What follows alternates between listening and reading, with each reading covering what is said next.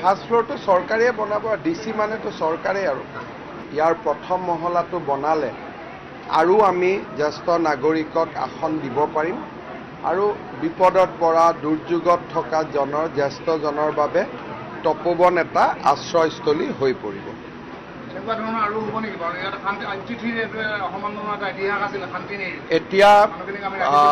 এতিয়া গ্ৰাউণ্ড ফ্ল'ৰটো হ'ল, এতিয়া আমি প্ৰথম মহলাটো বনাব চেষ্টা কৰিম। তাৰ পিছত ডিমাণ্ড যদি বাঢ়ে তেতিয়াহ'লে আন জেগাতো আমি তাক কৰিব পাৰিম, কিন্তু বৰ্তমান যিখিনি কৰিছোঁ তাক আমি আটক ধুনীয়াকৈ কৰি লওঁ। ফাৰ্ষ্ট ফ্ল'ৰটো চৰকাৰে বনাব, ডিচি মানেতো চৰকাৰে আৰু